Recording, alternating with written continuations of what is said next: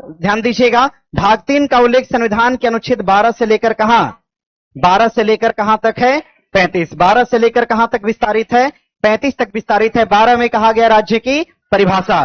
13 में कोई भी ऐसा कानून संविधान का उल्लंघन करेगा तो उसको क्या करा जाएगा, समाप्त। ये किसमें कहा गया, 13 में। 14 में कहा गया विधि के समक्ष समानता।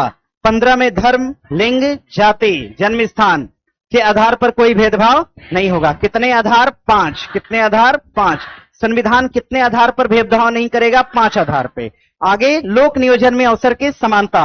आर्टिकल 16 लोक नियोजन में अवसर की, आर्टिकल 17 अस्पृश्यता का अंत, आर्टिकल 17 अस्पृश्यता का, आर्टिकल 18 उपाधियों का अंत, आर्टिकल 19 बोलने की आजादी, आर्टिकल 19 बोलने की स्वतंत्रता, आर्टिकल 20 दोष सिद्धि का संरक्षण, आर्टिकल 21 प्राण और दैहिक, आर्टिकल 21 का क 6 से 14 वर्ष के बच्चों को निःशुल्क और अनिवार्य शिक्षा, 22 में गिरफ्तारी का संरक्षण, 23 में बलात्श्रम, 23 में, 24 में 14 के से कम के बच्चों को कल कारखानों में नहीं लगाया जाए।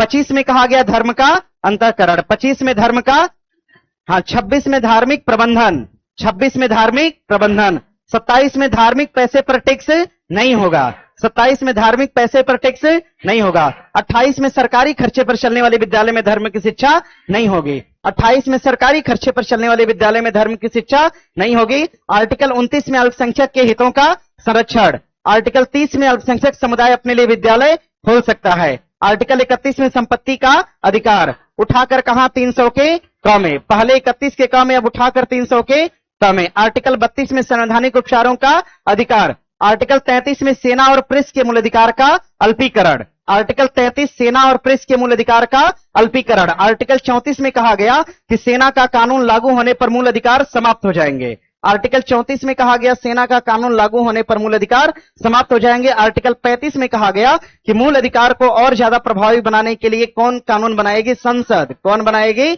मूल अधिकार को और ज्यादा प्रभावी कौन बनाएगी, संसद। कौन बनाएगी, संसद। कोई दिक्कत किसी